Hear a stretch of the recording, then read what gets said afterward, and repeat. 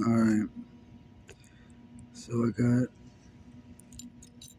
3 keys. One, two, hang on.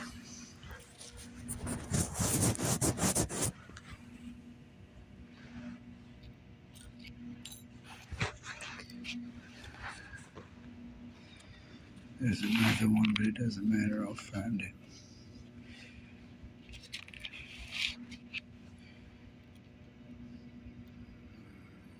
Oh well.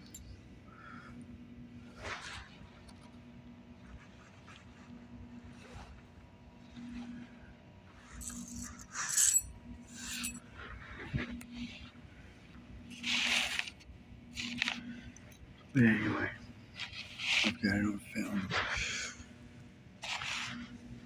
There's 3 keys. There's this. There's this gold pin that has 6 pearls, missing 2. So it had 8. There's 2 of these.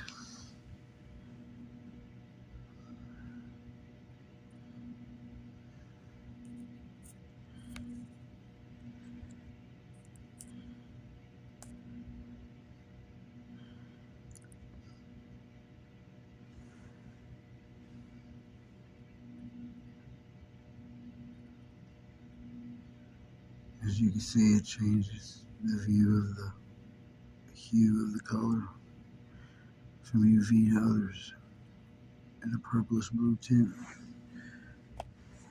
Now, what I'm telling you is these are the plates that Joseph Smith supposedly received, because what I told him out of my mouth, I said he had 3 plates. One of them ended up being a magnifying disc shaped like a plate, and that who had met him, which was Lewis and Clark, or who taught him how to use it like a magnifying glass. And when he did that, it burnt off a coating on the plates, revealing scripture underneath. And then this is supposedly what he has sent me. NP, new plate. And with the math that I know, the one line going down to make an N equals the end of where you can go and start from. The diagonal line is me jumping in. The other wall's where we're at. Jump over everything we did, start a new wall. We return by going forward, dropping straight down with the mother brain in the fucking future in the episode and everything that happened. Running right back to the middle to the gap of where we're at, and you go to the parallel, which makes the 2-line equivalent. There's 2 lines straight up and down, and that's the symbol for parallel worlds. And that's what this disc has printed into it. 2 dots of equal circles, just a hole, and with a copyright there for no reason. And to me, that equals cast across creation and circled in a current.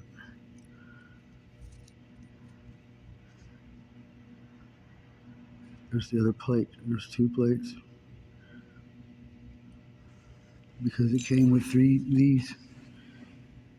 And he gave me 2. He didn't want to be blind, I guess, and that was kind of ruined. This is what I would use to view this accurately and decrypt it. But this really does arrange to be a clock. If you take account of the other key that's missing is even smaller than that and looks like that kind of fashion. Count that there. Basically, you have a clock fit picture here, but I don't know what time it would be pointing or what this would be. Or one of this. So let's do some math. This is what that looks like. The little etchings that are in this one, that's what those are, laid out flat and drawn.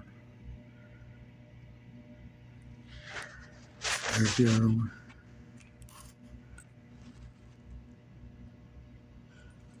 There's the back. So, starting 2 circles, going to the right, to the volume out to the right. the cross went across, and then I came through, and the period represents the end of time. We sent a fluctuating wave through both dimensional slits that were created, and we studied them out, and then we divided them, and we became greater than the division and grew a percentage and added, and then the war ensued, and it got more like that, and we leveled that out and left it less.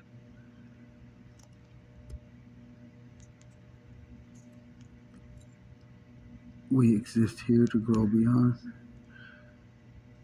Her less sign is pointing towards the downward hole, which would be into the black hole where she is chained. Her math is nothing but the ticks and tacks of little etchings of nothing that means anything.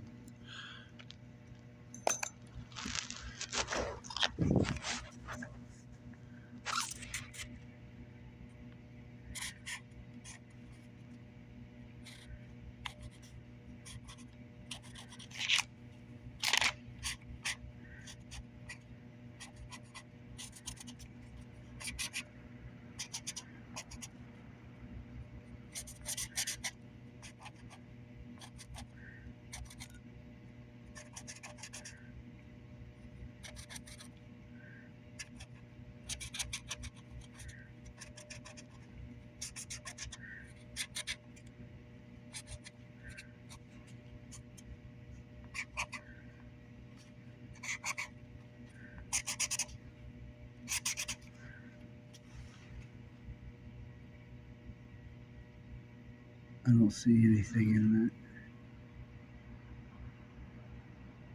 But yeah, I didn't connect them correctly either. But nevertheless, I don't think this tells anything other than a proof, because that's all a prophecy was meant to do.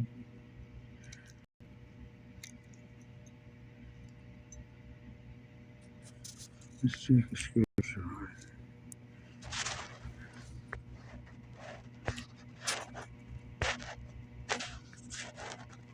I'm not even going to touch the Christian Bible this time. I'm going to pick a random one.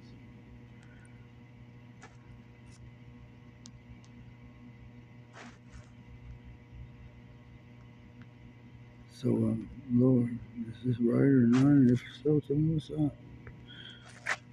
Boom, we're going to go to boom, boom, boom, boom, boom, stop.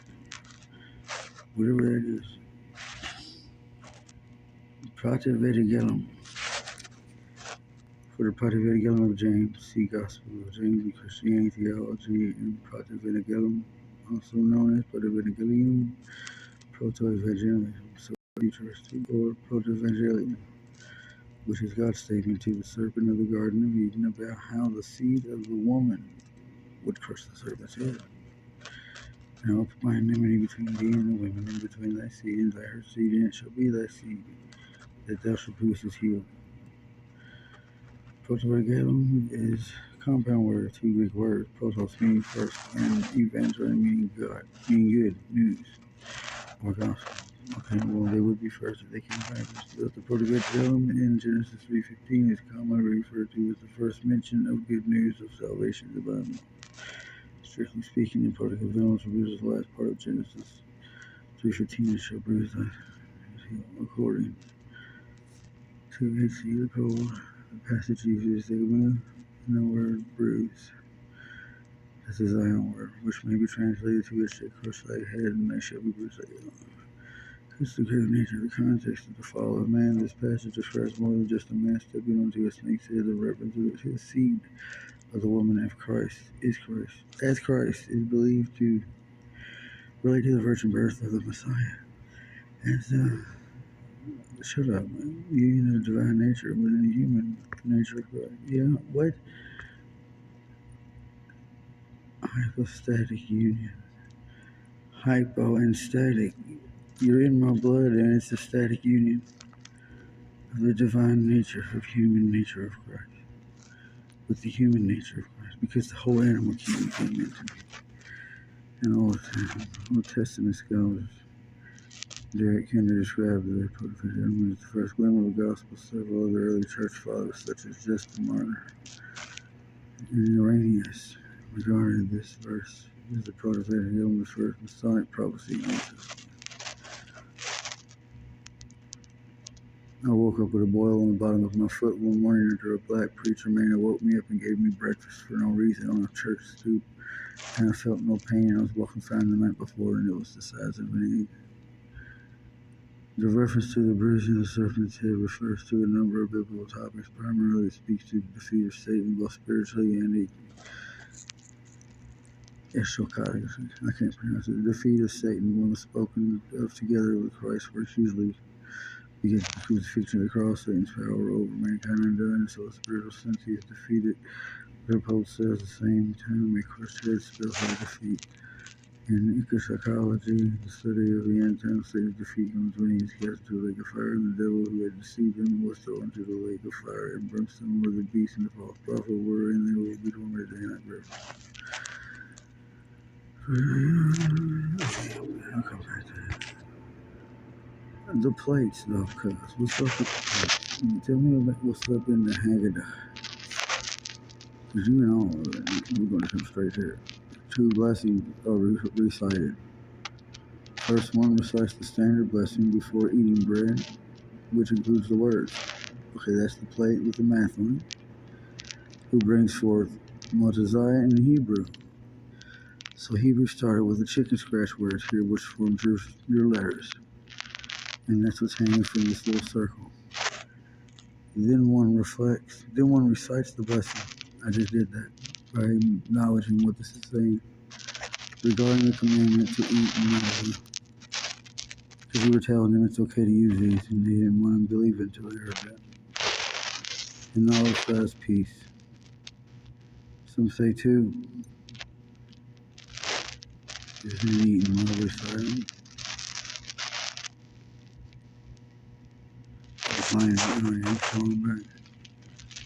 More bitter herbs. Oh yeah, the bitter herbs. Keep going.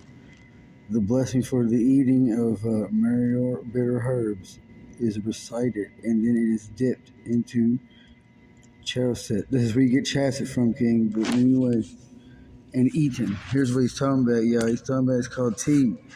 Y'all been smoking it probably. You don't do that. And because I'm telling you that Eden was in Africa, and it is, but Africa is where China sits today. Back then, that's why this tea is from China, my friend. And it was never opened. I opened it for the first time.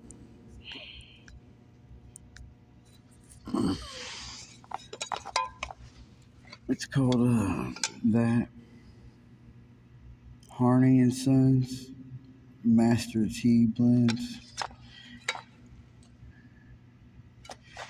It looks like some old China. I mean, you know what I mean. But that's what he was telling you. That's what you got. It's okay.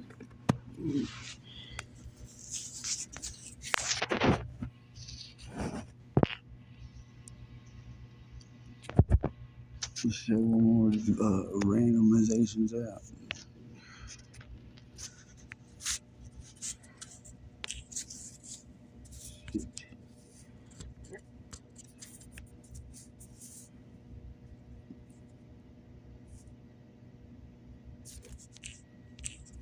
What is this?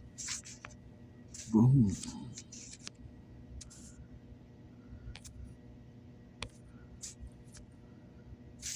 I had to download all those apps and buy those just to understand this and get this far with this motherfucking thing. Whatever's cracking.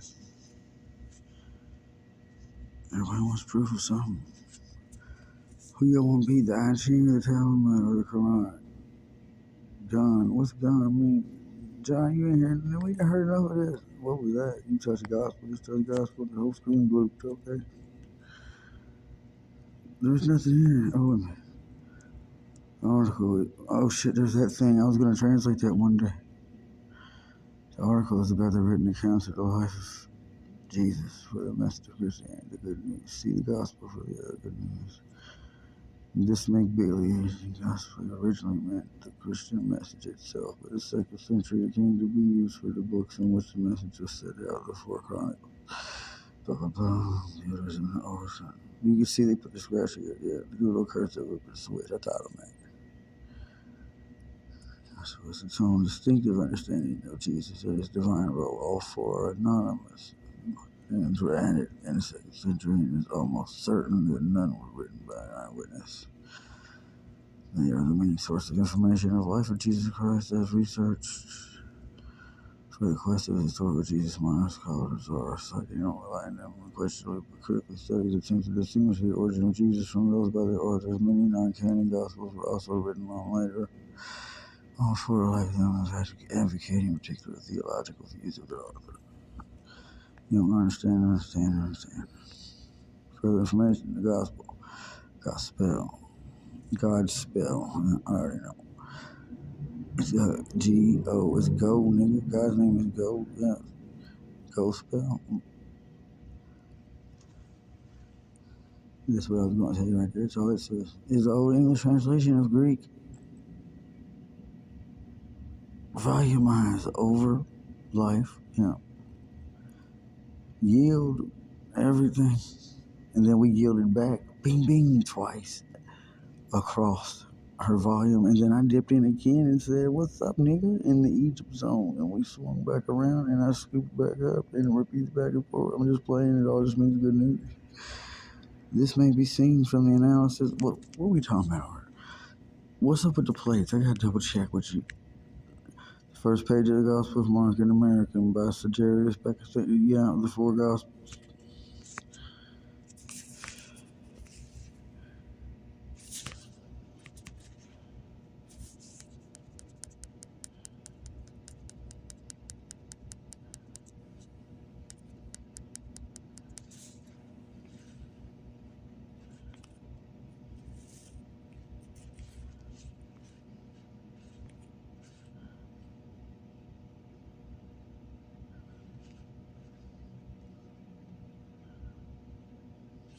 It says,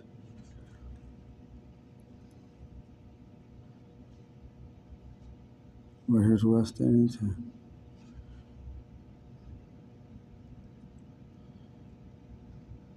We came out.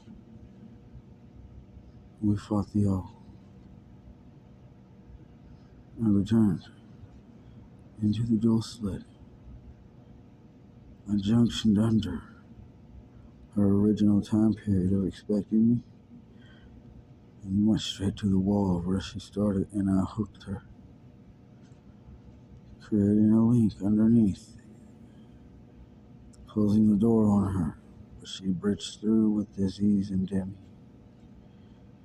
And then Jesus and me met in the middle, equal, through time, and we reflected the truth to all time.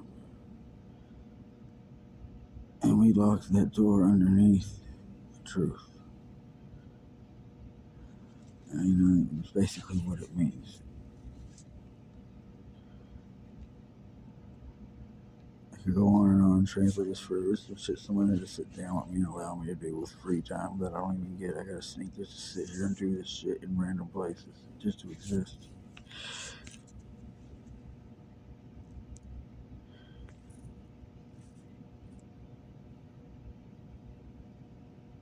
I see in a portal, I see the massive sea, which is Einstein. So the portal opened. There's the bridge. Where the fuck happened after that? I guess it's our war. There's Einstein right there. And then guess what? Some other shit happened. Here comes the swastika snake. He came through.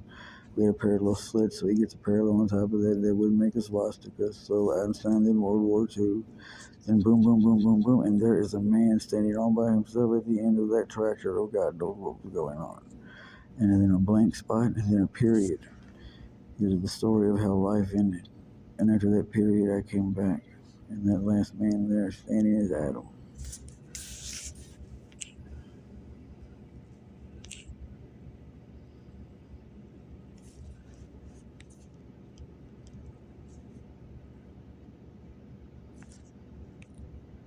The most common form of divination without changing used today.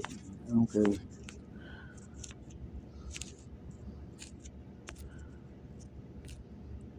Yeah, I don't know how to read it. Just scroll through it like that. They was going to teach me about the matter on here. in current say.